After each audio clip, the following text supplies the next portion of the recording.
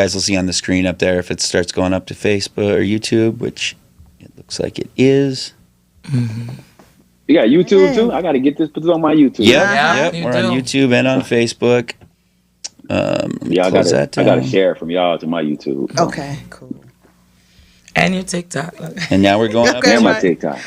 Definitely. So now we're going up to Facebook again. So we'll just, let's see. And I'm just going to test it real quick, so we don't have to do this again.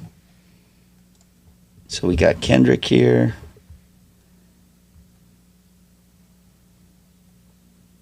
All right, Meet the SHU. Where are we at?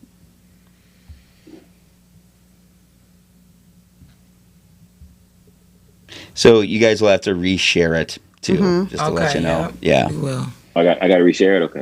Yep. So can I do it now? Or wait? Let's wait and get our sound test from you real quick. Okay. All right. Yeah. Let me know when I can share. If I got to go out. But, yeah. I got a couple of seconds, right? Hell yeah, the sound problem is fixed. So yeah. Go ahead and do your thing. Share it. Pop yourself off screen. We'll do the start. Sorry about that, everybody. That's a sound issue that, as far as I'm concerned, is beyond our control. So, but we are back. Something with Facebook wasn't hearing Kendrick's audio, so we just wanted to restart real quick and get right into it. But yeah, again, same as before. But for anyone who missed it, comment below. We'd love to hear from you. And we're gonna start the show. Let me go. Let's see.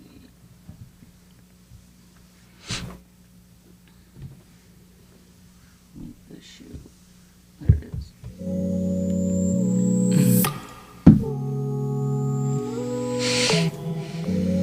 Okay, hear everything. Yes. There we go. We're all good now. Hello, everyone. Lena, hey. Thank you, everyone tuning in. Coming in. We're on YouTube and Facebook, as well as Instagram. Meet the SHU podcast. Yes. So please join us. If you have any questions, please ask them. We'll try and hit you up as soon as we can, as soon as we read them. But today's topic is about something related close to our hearts that is kind of heart-wrenching, that to see a person get out of prison and then possibly get returned back. Mm-hmm. So COVID-19 happened last year, and the Trump administration wanted to do something immediately, probably not thinking things through thoroughly, because the prison system was the hardest hit with COVID-19. 1 in 5 people were passing away from COVID. So by people being in so much close quarters, they had to figure out something really quick. So they got a lot of the non-violent offenders out, federal and state. Right. So the CARES Act is about to end, and we're trying to figure out what they're going to do with everyone that they released on the COVID-19 law. So we have Kenneth here, and he's going to talk about what's going on with his life. And since he's been out, you know what I'm saying? He got out on the COVID-19 sentence, release program. And he's out. He's working a job. He's with his family and loved ones. And it's really hard to see that once you get out, you're doing all the right things. You know what I'm saying? You're doing everything right, working and everything. And then to have this dangling over your head and see that, I might have to go back, even if I have 5 years or a year left. Who wants to spend another day in prison? I know I don't. You know what I'm saying? So it's kind of messed up to even think that's what's going on. So the Biden administration will have to figure this out. Right. They're going to have to fix this. Mm-hmm. So what do you think, Ken? What's up, y'all? You want to let them know how it started, as far as like your past of what you were incarcerated for, then how you got to this point where you're home now and kind of adjusting back to the free world. Mm-hmm. Hey, what's up, y'all? Can y'all hear me? Yeah. Yes, I can. Hey, look, let me just clarify something about the CARES Act. Yeah, I'm home from federal prison. I did 17 years. I've been on home confinement for 10 months. So technically I've done 18 years and 2 months under the supervision of the Department of Justice, the Bureau of Prisons. But just real quick about the CARES Act. You know, I don't like to play politics and, you know, because they get in the Trump administration, the Biden administration, fix this, fix that. You did this, you did that. And when you got to understand, when it's politics, you playing with real people's lives. People are being affected. My family, my kids, my grandkids. So I just wanted to just clarify something because a lot of people don't really understand what happened. Basically, when COVID-19 hit, it affects institutions, prisons, nursing facilities, different places like that. Right. So what Congress did when all of y'all got y'all $1,200, that first $1,200 everybody got, they put in a provision for a certain a federal prisoner who served 50% of his or her sentence and who had a minimum risk to come back to prison. Now you couldn't be no violent, you couldn't be have no sex crime. You had to be like squeaky clean. Right. They screened us to like, I mean, listen, you couldn't have nothing in your background. Okay. So what they did normally, under normal situation is when you have 18 months or less, you can go to home confinement. Okay. But due to COVID-19 in the CARES Act, they waived that provision. So it's a lot of stuff in the media. Trump did this, Trump did that. No, this is what it is. Because of COVID-19, they waived that 18-month or less provision. Okay. I got a 2032 release date. Whoa. So I got over a decade left. Okay. So they waived that provision. So once the emergency ends, the law is still on the books. And they want you to return? Huh? They're saying you return after all right, this is over. I mean, just understand, there's no more pandemic. So when there's no more pandemic, there's no more waiver. Okay. When there's no more waiver, you got to enforce the law on the books. Wow. And that's what the Biden administration just came out recently and said. He said, hey, yeah, the Trump administration, they interpreted the law right. It's kind of like speeding is illegal right now. Speeding is illegal. Right. So now if they waive it with speed, you can speed. And then all of a sudden they come back and say, well, after this over with, speed is going to be illegal again. Wow. So it's kind of like we're over a certain amount of time. But the problem is we're out here getting jobs.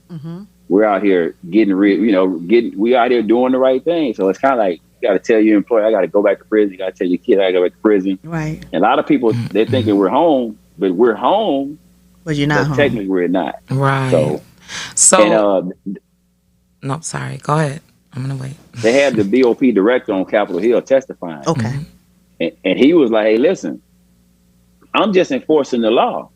If y'all want to do something about it, change the law. Right. So Congress has to change the law, or the president has to grant us clemency. So they can fix it two kind of ways. Because when I got released, they didn't say I was coming back to prison. Right. Okay. They never told me that. It was like, hey, man, and my case manager even told me, hey, man, I think you one of the guys that's going to make it. You know, I personally think you're going to make it. So, right. You know. So do you have to, being as though you're on home confinement now, and do you have to report to a PO, or do you just report to the halfway house? Funny thing, when I first got out, they had, it was like a protocol. When you get out of prison, you go to the halfway house, then the probation department contacts you. Yep. Well, the probation department contacted me and said, hey, man, listen, your date is too far off. I ain't going to interview you, man. I ain't got nothing to talk to you about. Oh, wow. I'm just under the halfway house. So I go to the halfway house twice a month to report. I go twice a month. I do UAs twice a month. That's basically it. I got to put in passes once a week to go places, go to the doctor, go to the gym, go grocery shopping, go to church. Okay. You know, so I'm supervised. Right. I'm definitely supervised. So do they? But before we get to all that, I want to just tell you how I got to prison. Okay. Yes. Tell us how you got here. Okay. Yeah. So in 2002, myself and 19 others were indicted in a single count drug conspiracy out of the Northern District of Texas. I was in Amarillo, Texas. Like I said, myself, and 19 others. I want to say I had 5 women on my case. I was labeled the leader organizer or the they put me at number 2 on the case. Okay. So, and I was offered like 25 to 27 years on a plea bargain. Due to some issues with my lawyer, he didn't explain it right.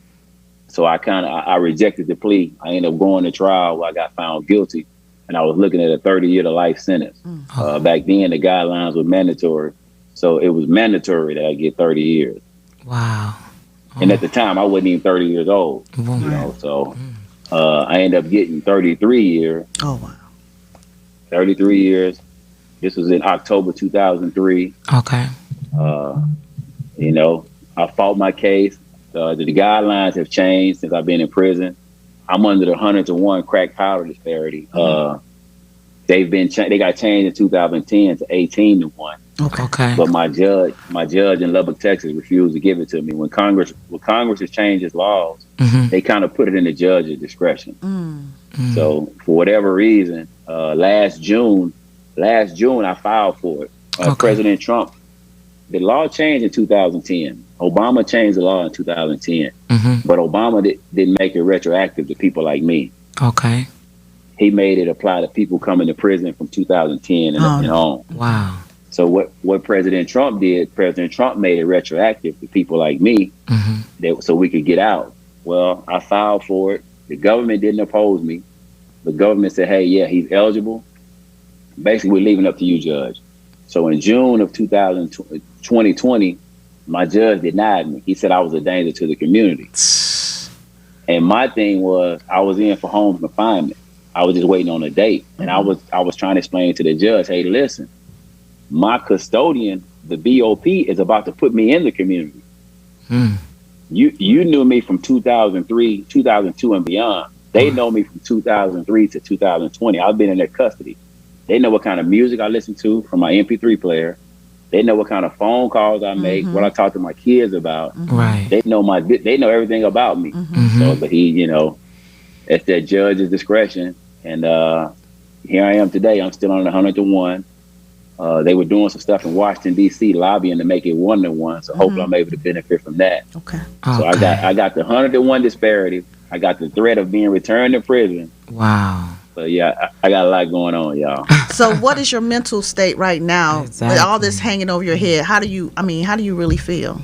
Man, I'm encouraged. I'm a man of faith. I'm a believer in Jesus Christ first and foremost. And I know that if the Lord kept me for 17 years, if I got to do this other decade, after doing, in prison, once you get used to, it's kind of like life. Once you get used to just living a certain kind of way, is what it is. Right. I mean, I can't cry about it. I gotta tough it up. Right. Because now I don't never say I didn't do anything wrong. I don't never say I didn't break the law. Do I deserve more time than Manuel Noriega? No. I'm at 18 years and counting. And some people that kill people don't do this much time. Right. No. They don't. Not at all. And basically, if I was in federal prison right now, y'all, today is Wednesday. Today is burger day. I probably would have went to the chow hall, ate some burgers and fries. I'd probably be right now. I'd probably be asleep. I wake up at 5 in the morning. I work out. I mean, I would just be sitting around doing nothing, just wasting taxpayer money. So if I had to go back, I mean, it's kind of, So do you have your what should I say, your motion explained out, like how much and how important you've been to the community since you've been here? Like I'm laughing because you said, I remember from Burger Day, right? Okay. I'm cracking up because I know you exactly. You know. I remember, yeah. So I'm laughing. And I'm saying, I'm like, wow, you're right. You would just be chilling in the room, or you would be walking the track, or you'd go and read in the library, or you'd be walking around the unit seeing who can make you laugh, or if somebody's in a conversation at the phone booth, or and the line for the phone, or somebody's getting into it, you avoiding that. You be lining that, and you going outside to smell the air a little bit. It's not really a reason for you to even go back. No. So, therefore, are you remember I told you how I found you. My dude found you on TikTok. Okay. So that's how I even knew, right? And so the great thing is that like you've spread your wings, and you've been, really humble, from what we see, you know what I'm saying? So what are you developing? Like you said, when you that was a good spill what you said about they know you, BLP knows you from 2003. Like the officers is like, you're not coming back. Like they're just looking at you and looking at your character from you being an adult. Now you would judge from you being a kid. You know what I'm saying? 19, 20, a young, adult, a little bit. You weren't really an adult because, mentally you weren't. But you was just thinking that, right? So he's judging you from 2003 back. Right? So they're seeing you from 2003 up till now. And so I'm just saying, my spirit is just saying that, how they say, well, you better, what is it when you stay ready so you ain't got to get ready, right? Yeah. So you got to remember, so you rewind what you just said. Yes. No, seriously. So when they say, like, what are you going to say? They call you up right now. Kendrick, hey, you get down here. We going to have to, why should we let you out? Why should we keep you home? Right. So these are like things that you got to keep programming, daily, just mental health wise. Right. So that, man, I got them touching at the top, way up in Minnesota. I might not even know nobody up there, but I know these girls up there now, and I know somebody over here on the East Coast, the West Coast, you know what I'm saying? So you have a community, a village of people that's, rooting for people like you to, not even have to deal, because I would not, man, just being in that halfway house was just so, discombobulated for me, this being in there for the 6 months. So you've been in there now 10 months, right? And so. No, but listen, I came straight home, man. I never went to the halfway house. When I went to the dealing house, with them. Said, oh, yeah. Oh, my God. Just dealing with it's cool. I mean, I've been blessed to have a good case manager. Right. Okay. That's the main thing. Are you wearing a bracelet now, or? Oh, yeah. I got show the people how that look, how that bracelet look. This the box you got to wear sometime. I'm not dressed for this live. Right? So the tie right there. Look, I'm in house shoes. It's still a little big. I thought they'd be smaller by now. Right. Yeah, I'm in my house shoes. Don't cut it off like Madea did. No, I ain't doing that. I definitely ain't doing that. It get to vibrating sometimes. I call them, hey man, what's up? Saying, man, if don't nobody call you, don't worry about it. Hey, listen, you calling I ain't them gonna first. let y'all call me. I'm calling y'all first. That's right. That's right. Yeah. So how is your mom and your kids adapting to, like, what you gotta go, you might have to go back, like what are they, what are the questions that you're getting from them? And then another thing, how are you even able to even did you have a lady to run this stretch? Did you have somebody to run the stretch with you, or how are you able to be like, well, hey, I might have to go back. We can't even start a life. Like, how do you deal with that? Man, I see my daughter. It's my daughter with the praying hands. Hey, I know that's right. Hey, honey. First, that's my daughter, Labria. First, yes, we praying for your daddy 11. Too to get up. She was like 11. She was like 11 when I left. She was 28 when I came home. But first, my family ain't trying to hear. They like, man, they don't believe it. In their mind, I'm home to stay. Right. So and they just. When I be trying to explain it to them, they like, man, you here? What you telling me? Gotta go back. They ain't, so I just, hey, I ain't worry about it. Right. I believe that we're gonna be home. I believe everything gonna work out. Sure. I'm hopeful. Right. I'm a man of faith. I believe it's gonna work out. Now, as far as a woman, hey, y'all sound like my TikTok. When I be on TikTok, that's all they want to know. They be like, hey, man, what's your relationship status? What's your right. So nosy, look, we're sticking our nose right. Well, we were talking about relationships last week, so that's why we brought it up. Yeah, he missed that part. You got to go back and look at it. Well, listen. I was married before I went to prison. I got divorced when I was in prison. Okay. You know, I'm doing 29 calendars. Right. You know, I go to prison in 2003. I'm not supposed to come home in 2032. So I'm not really going to ask nobody to wait. I'm not, you know what I mean? I'm not one of those type of people, but it's cordial. We're still the best of friends. There's no animosity.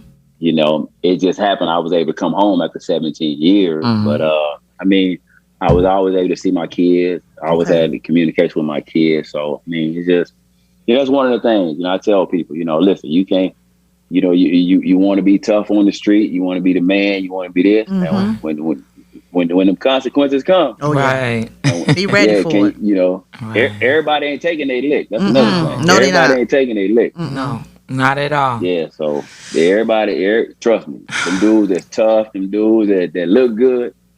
When the pressure get on, they rapping and tapping. What? Doing a dance. Hey, in federal prison, right?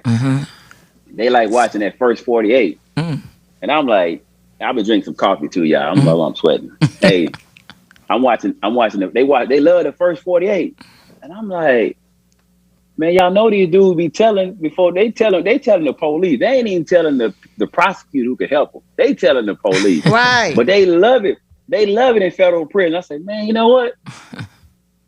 Man, let me know who I'm around, man. Right. How many people I'm around, man? Yeah, man.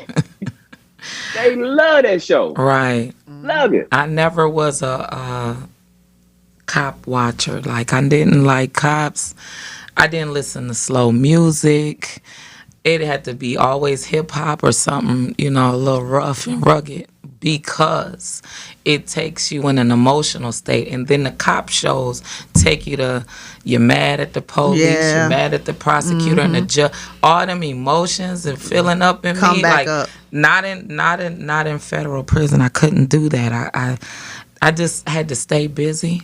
And then with the TV, what I was telling talking to Gabe about was I was the uncut watcher. So you know, at 2:00 in the federal system, you had to you had to get a TV days. Well, ain't nobody up at 2:00 in the morning. Ain't nobody sweating me about it, you know. And then I was blessed to be in a camp at the time when the Nelly video. I love the Nelly videos. So, you know, those are just like different things as far as the women, you know, institution that we did to just pass the time. But them cop shows, I never watched that. Like First 48 for real, I think the first time I watched First 48 was when I got out. I didn't really know too much about it, but I knew about the cops. And Lifetime, I couldn't watch Lifetime either. It was too slow, too boring, too depressing. Men love Lifetime. I'm like, man, what's wrong with y'all? They watch it like all day on Saturday. I'm like, man, y'all tripping. All day. Yeah, all day. And they fight over the TV. I was a news and sports guy. I want to stay up on current events. That's what I did. Stayed on C-SPAN. I stayed on C-SPAN. I'm trying to see what law coming down. Right. And I'm a San Antonio Spurs fan. I'm watching my Spurs. Right. I'm gonna go to war about some Spurs. Now we're gonna watch some Spurs. Y'all watch all this Housewives and Kardashians. Listen, man, we're gonna watch my Spurs. Okay. I ain't trying to hear it. Yeah, we got some. And my Broncos. Another funny little issue. Me and Denise was talking about how we clean up in our room, and I'm like, yeah, I should take the empty toilet paper roll and put my little speakers in there so it can be loud. You know, loud in your room. You just jam and like, hey, clean up, hey. Listen to all your good music. Right. Cops come by and say, take that up out of there. That's the LOP. Right. Get locked in. Yeah, hate on you for your sanity. You trying to build sanity in here, and they take it every chance they get. Time. Okay. How has the things that you developed while you were in there, right? You know, somebody always brings something back, like they just can't let go, right? So what was it when you was in there, during the time that you was there? Like, what can you think of that to this day do you still do on a daily basis? I could say this, like, for instance, me, one thing I do, I don't listen to no music at all on Sunday until it can't be like no cussing or nothing until after noon, until 12 p.m. I don't know what it was about that, but I just couldn't. I don't know why I picked like, I don't know, maybe I thought that was just like, God talking to me or something, but I can't listen to no cussing. To this day, I still don't on Sunday. I try not to talk to nobody until after, noon, but that doesn't happen, But I can't listen and I can't hear no cussing or nothing until after.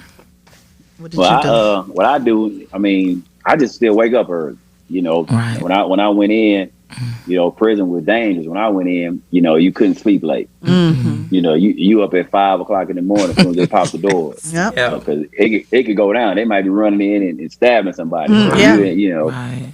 So that's one thing I do now. I just wake up early. I mean, and I like it. I'm a morning person. I drink my coffee still. Let me see, what else do I do? I try to read my Bible early in the morning, when it's quiet. Right. But sometimes now, now you in that king size bed, you laying down with the fan on, the AC. You ain't want to get, it's cold. You're like, man, I know I got to get up. Right. That's one thing I do. I still got I still work out. I still try to give me about 30 minutes a day. I still try to eat right. I still, my sister and them, they want to eat. I'm like, hey, listen, y'all, I ain't just eating all this, Right. You developed the no carbs, while you was in there. Yeah. Then, just little bitty stuff. Just, man, oh, listen, this is real funny. Y'all gonna laugh. In prison, you couldn't get the good cleaning supplies. They give you that pink stuff. You don't know what it is. Right. So my sister and them, they got some Fabuloso, right? So that's I got favorite. the spray bottle. I get the Fabuloso. I done put some water in the Fabuloso, right? You stretching it. No, they were mad at you. My sister say, man, what you doing? I said, but then when it was uncut, it was too strong. When I'm in the bathroom, I'm spraying. I'm like, man, I'm coughing. But then I told myself, I said, listen, you do put, when you're doing your floor with the Fabuloso, you do put a little water. So I was right. Right. You know what I mean? You don't just use a whole bunch of Fabuloso. Right. She said, boy, you cutting the Fabuloso. I said, man, listen. So what she ain't realizing is that when you're in there and then money could be tight at some point, you're stretching everything. You're making everything last. Like, that's one thing that it definitely would do. Definitely give you discipline. Listen, I used to get the bag of rice, right? The bag of rice say 3.5 servings. Right. So 4.5 servings. So I'm getting me 4 servings out of it. I got the turkey log. It say 3 servings. So my celly, he might cook with his buddy. They got 2 bags of rice and two soups, and they making fried rice for both of them. I'm like, man, y'all eating about 10 servings. Right. They're like, oh man, that stuff. That's it, man. It's on that package for a reason. Right. It say serving size for a reason. That's right. And then they would get mad. I said, man, that's why y'all look like that. That's why you're looking like that. That's your problem. That's why you slowed down because of that. You're eating 10 people's meal. Like, what are you doing? Yeah. So I know we have our show is called Meet the SHU. And we ask everyone what was their SHU moment in or out of prison. Since you did time in prison, so yours would probably be, we would want yours to be in prison. So what has sent you to the SHU? Solitary confinement. or prevented you from going to the SHU. Exactly. Stopped you from going to the SHU. You thought about it, say, okay, I'm not going to do this because I don't want to go to the SHU. Man, I had a bunch of stuff that prevented me from going to the SHU. But I don't know. I went to the SHU one time, y'all. I went to the SHU. Let me see. First time I went to the SHU, I was in, let me see. I think I was in El Reno. Okay. I was in El Reno, Oklahoma. They put me in the SHU because I was filing on them. Oh, wow. I was writing them up. Okay. Writing them up. I go to the SHU for writing them up. How did they get away with that? Right. They El Reno, Oklahoma. It's tough. Man, it's a different kind of people in Oklahoma. I ain't just the guards. Okay. And then I was from Texas. So we got this OU Texas thing too. So, In my mind, I think people from Oklahoma really don't like people from Texas. That's just how I feel. So, and then I was one of them. I'm one of them kind, man. I'm doing all this time, and I'm like, listen. I was like, listen. If I got to do this time, you got to do your job. Right. Yeah, if I got to do all this time, you got to do your job. I'm not going to be here no 29 years. You're going to just sit here and just steal your pay. Right. You're going to earn your pay. You're going to, if I'm supposed to get my teeth clean, if I'm supposed to get whatever, I need to get my issue. Right. That's right. That's right. If I'm supposed to X, Y, Z, if I'm supposed to have a legal locker, I went to the whole about a legal locker for real. Mm-hmm. I had so much legal work for my trial transcripts, from all my paperwork. Mm-hmm. So they was on some keep the cell clean, this, that, and the third.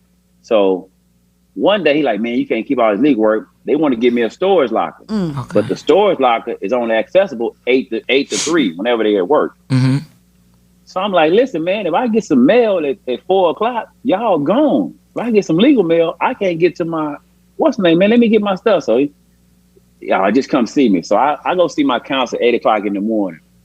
He like, hey, man, just come see me later. So I'm in there asleep. I wake up, they handing out toilet paper. The counselor is with them. I say, hey, man, can I get my legal work? The man tell me don't sweat him. Whoa. Well, I like to lost it. I said, hold up, man, don't sweat you. Wow. Man, I'm doing all this time. You talking don't sweat you, man. What's wrong? But you gotta just catch yourself. Yeah. You catch that. That's one of them times they kept me going to the SHU. I'm like, hey, man, I'm asking nicely too. Hey, Mr. Crabtree, I get his name. I know his name, Crabtree. Right. Hey, excuse me, Mr. Crabtree, man, can I get my hey, man, don't sweat me. What? Oh. I went back to pre-2002. I went back to hood. What? Who do you think you talking to, man? I'm doing all this time, man. You talking about what? So you got to catch yourself. Right. Because, I was in Leavenworth, and in Leavenworth used to be a penitentiary. Mm-hmm. And, this go like the people mental health. Right. You coming through the metal detector. I might be trying to go hoop, and I'm trying to run to get my shorts and get my tennis shoes and get back out. Mm-hmm. But the police might stop me in the metal detector. He want to just pat you down. Well, I would see guys with 3 and 4 life sentences. The officer be like, hey, man, pat down. The dude would just hand him his ID. Hey, man, my ID. Ain't a good day. Right. I got 7 life sentences. No, it ain't a good day. Right. Sometimes dude all that time, it's just not a good day. Mm-hmm. Right. You want to search me for, I ain't got nothing. The fact that I'm letting you search me should tell you I ain't got nothing. Right. I should tell look, man, I'm not going to let you take nothing from me if I got something. That don't make sense. Right. So the fact that I'm letting you search me should let you know I don't have nothing. And you just want to just harass me. So, yeah. it's just little stuff like that. You got to just think from going to the hole. But I had a bunch of that. So I went to the hole for what else? Let me see. How many times did you go to the? Well, I can't even ask that. Why? I ain't gonna listen because I ain't never. Prison. I play basketball too. Right. So, you get the rough. People foul. You get the elbow. You get the. Then it's men. Men is men. It ain't like now. Okay, we have a disagreement. We come to it, and after that, we squash it. Look, man, you fouling, man. You scratch me, man. And we leave it alone. It could escalate, but as men, you learn how to look, man. I'm mad. Then I'm the referee too. Right. I'm refereeing y'all. Oh my God. They don't like you refereeing. Mm-mm. Boy, they talking bad to the referee. I say, hey man, listen, that's one thing I ain't gonna tolerate no disrespect. We all men out here. I'm gonna call it fair. I ain't getting nothing but $1 a game. Right. They give me $1 a game. Come on, man. It's hot. I'm going on the reg move, nigga, right? I'm going on the reg move. I'm missing child. I'm like, man, listen, man. I'm missing child and everything out here. Y'all out here think I'm cheating for $1. Right, okay. For $1. Wow. What's the longest you sat in the SHU?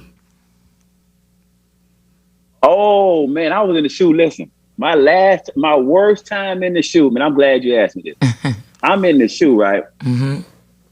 Seagoville, Texas. Worst SHU in America. Really? What made it worse? What describe worst to the people what made it so bad versus one that's okay, not good but okay. No AC. Oh, I don't think in the summer. No AC. Period. Right. Yeah. Listen, the heat index in Dallas, Texas was 108. No. In 2015, 2016, I'm trying to get the clemency from Obama. Mm-hmm. I'm working in the laundry. I got a nice job in laundry, sweet job in the laundry. Mm-hmm. I get an offer to go work in a dental lab. So I'm like, okay, that look good. I'm going to be a dental. I'm going to be a dental assistant. I know how to chart your teeth. I know how to do all that. Chart your teeth. Right. I'm handling all the tools. I got I got the receptor. I know all the name of the tools and everything. Right. When they pull your teeth, they give it to me. I go put it in the hazardous. I clean up. I put my shield on. You was an assistant. All that, right? Okay, yeah. So I'm like, yeah, that'll look good, man. I'm being a dental assistant. I'm learning. Man, I'm in the lab, and I'm from Texas, and the ladies in there are from Texas. So of course we from Texas, so I know about certain restaurants, Papa Do's. I think Dallas had the pecan lodge, stuff like that. Why do my coworker tell the captain that I'm messing with the nurse? Fraternizing. You fraternizing. The man tell the captain that I'm messing with the people locked me up. I'm in the hole about 3 months. This is July 2016. This when LeBron is playing, Cleveland is playing Golden State. After the first game, I went to the hole. Wow. I mean, I stayed in the hole from June. I'm sorry, from June to September. No heat. No air conditioning. And you was in there. Okay, so I know, being as smart as you are, I know they came with oh man, do this, ask for that to keep you cool. What did you do? That's oh my God, this is like being choked for 3 months. Hey, so listen, I'm in the SHU, right? So I used to take like a little I had like my your deodorant got that little sticky paper. Yeah. So I took a little piece of that sticker, and I took a little piece of toilet paper, and I taped it to the window, right? And when the warden come through, I said, "Hey man, you see that toilet paper ain't even blowing." I said, "Man, ain't no air up in here." And the window, they had a window to crank. I said, "Man, look, I used to sleep on the floor, clean my floor, and slept on the floor, right?" So they asked me how the nurses look. Hey, how did the nurses look? Look, I missed that. Listen, I wouldn't even. Hey, listen, if I wouldn't even look twice on the street. Okay. You know how you driving? I wouldn't even. Nah, yeah, that's what it was. So look, so the warden come through. He like, man, and then so the staff, the union was filing. They put the air outside the cell on the run for the office. But the union, was like, but we didn't get nothing. So I was just in my boxers, and and that was it. That's right. So, in the SHU, they want you to wear a whole jumper, or some bus pants. They had some orange bus pants. Right. So what they did, they cut the bus pants in shorts. Okay. Right. And talking about the warden don't want to see y'all in these boxes. I say, listen. If you don't want to see me in no boxes, don't come to my cell. Right. Yeah. Because it's going to happen. Yeah. Shoot. Yeah, and they better be wearing glad. No clothes. They better be glad that I'm not my birthday suit. Okay. Shoot. Hey, so look, then I'm going to rec every day. I'm going to rec in the rain. And the officer didn't like it because they got to be out there in the rain. So I'm going to rec. I'm going to the library. I'm going to the law library. That's right. Hey, look. They used to have the newspaper, the Dallas Morning News come to the SHU, right? I'm like, now you get the newspaper in the SHU. Who does that? Right. This is the low. You know what I mean? So and I'm getting cleaning supplies. Every day I'm getting cleaning supplies. Just to get out of there. Man, listen, what are you in the hole for? Right. Why are you down here? I got on their nerves. So at the end of the day, is that what got you out of there? No, this is what happened. The captain, he said, "Hey man, listen, man. You got in, you learned the stuff faster than him. He was hating on you. We figured out he was hating on you." Right. He said, "Man, but look, I recommend that you just be fired." He said, "But the warden don't want you. The warden don't want you back on the compound." What? So they shipped me to Beaumont. That's how I went to Beaumont Law. Oh wow. So wait, okay. So in that, they say there's a lesson and a blessing in all the travesty, right? Right. By them sending you to Beaumont. Did they put you back in the dental department? Or they hated and just threw you back out in the unit? You had to be an orderly or something. You do nothing. Man, I ain't do nothing. When I got to Beaumont, when did I work in Beaumont? Did I work? See, Beaumont got the penitentiary, the medium, the low, and the camp. Okay. So the officers that come from the pen and the medium go harder than the pen. Right. So when they get to the low, they just chilling. They just like, look, man, y'all ain't killing each other. Look, I'm gonna close my door. So at the low, where did I work? I worked in commissary. Okay. That was one of the best jobs to have. It is. I would think. I mean, in there. Not in Beaumont, Texas. Why? Hey, listen, Beaumont. Me being down. Hey, you know when you've been down a minute, they think they think you kind of crazy. They say we burnt up because we've been down. Right.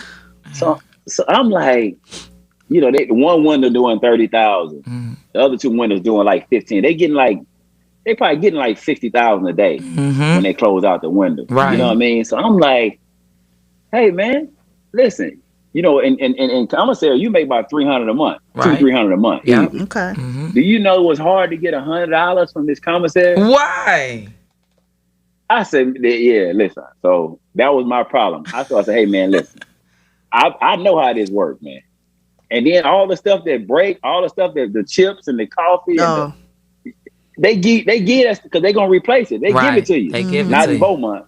They sell it all, huh? Not even for a discount. They still sell it, huh? At full price. They just throw it away. Nah, what? Man. When I was in Greenville, they offered me a job in the commissary.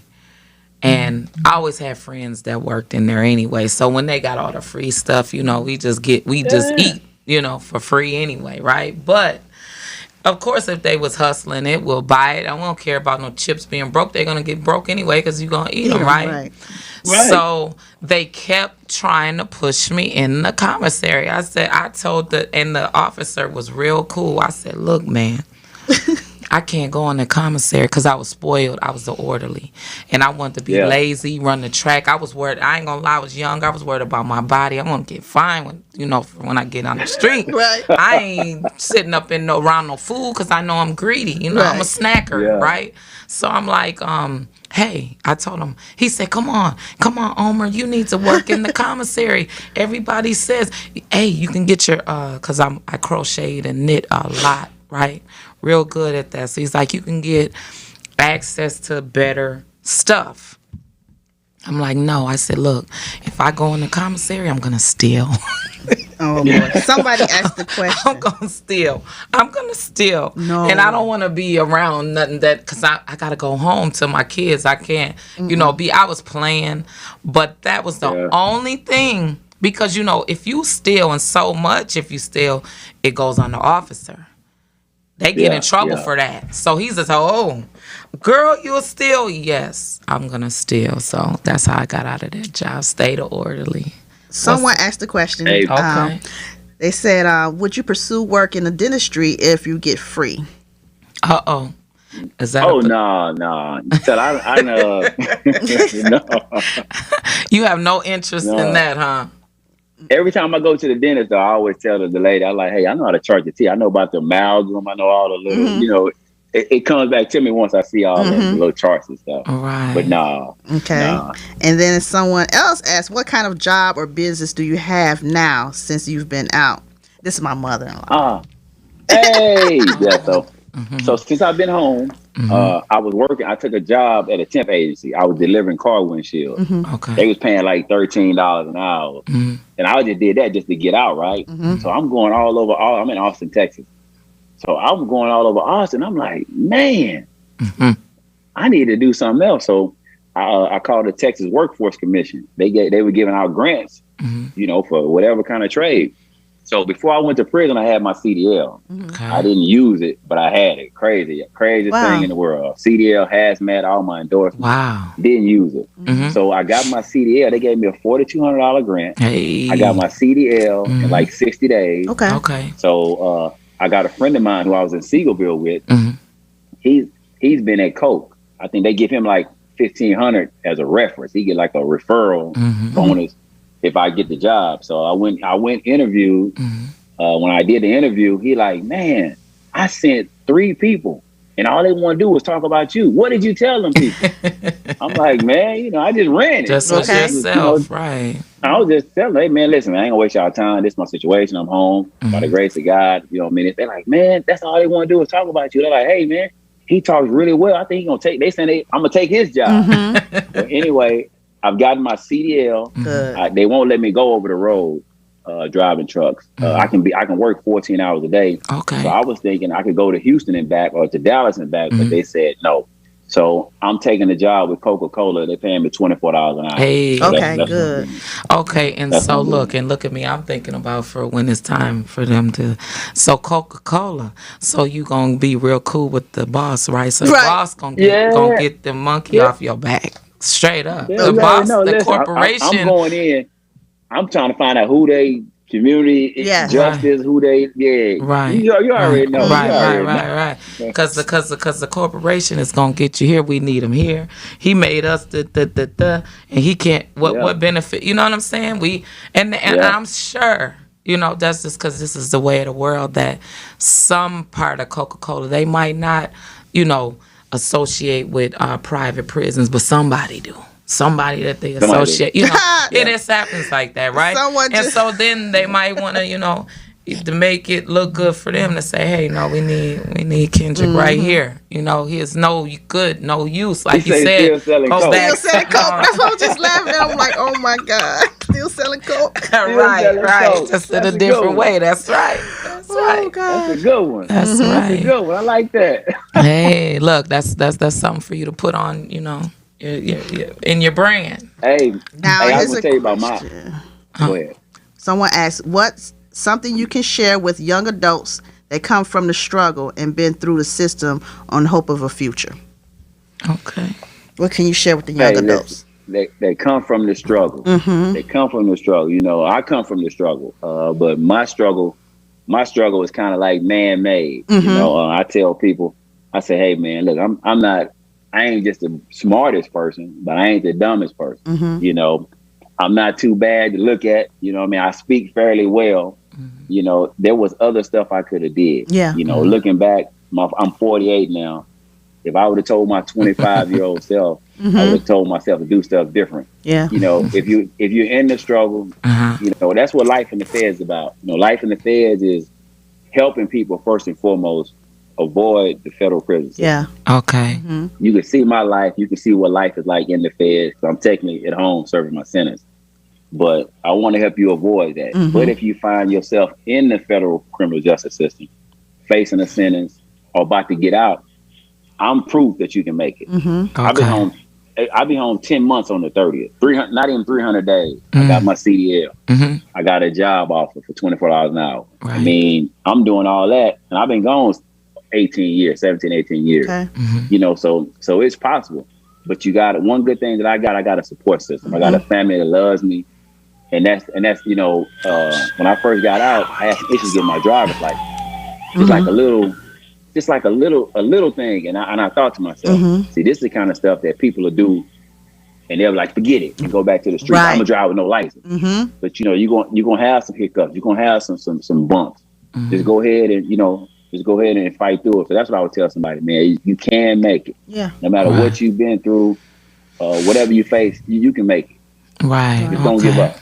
Okay. Mm-hmm. And can you let all of the viewers know all of your handles mm-hmm. so they can go and support your brand, and hopefully here in the near future we'll be having a part 2, so you can tell them all this chains is gone, y'all. Right. Okay. That's it. Yeah. Definitely. Well, I'm on TikTok at Life in the Feds. I'm on Instagram at Life in the Feds. I'm on my YouTube channel at Life in the Feds. I got to definitely upload some more content. Mm-hmm. I'm on Facebook at Kendrick Fulton Sr. And I got a new line that's about to drop real soon. Okay. So follow me on my social media. Okay. It's coming soon. I got a new line, and I think it's going to be bigger than Life in the Feds. That's just me personally. Okay, it is. That's right. Speak it out. Good job. Put it in existence. Yeah. Yep. Hey. Manifest. Well, thank you, Kendrick. You were a blessing, and we are so grateful. Thank you for your patience. Thank you for your story. You're so inspiring. And mm-hmm. yes, we are praying for you. We are here with you. We know you now, and we're part of your community. And, the village is trying to help you get the chains off you right now. Yes. It's going to work. It's going to work, man. Appreciate y'all. I'm going to keep y'all posted. Okay. I don't think we're going back. I don't believe we're going back, and I'm claiming it right now. Oh, yes. All right. Claim it. Yeah. Thank you. Thank you. All right, y'all. Yeah. All right. Bye-bye. So, guys, thank you for tuning in to our episode. Mm-hmm. Meet the SHU. And look, we have lovely shirts for sale now. That's right. Meet the SHU. They're $25. And if you want to purchase one, just DM us on our Facebook or Instagram, and we'll get those shirts to you. And if there's anything that you want us to talk about, anything that we haven't covered, you can send us an email at meettheshu2019@gmail.com. You can also inbox us on Instagram or Facebook, Meet the Shu. Yes. Make sure you subscribe. Tell your friends to subscribe. Tell your friends to subscribe. Yes, to YouTube, please. And thank you for your support. Thank you. Have a great day.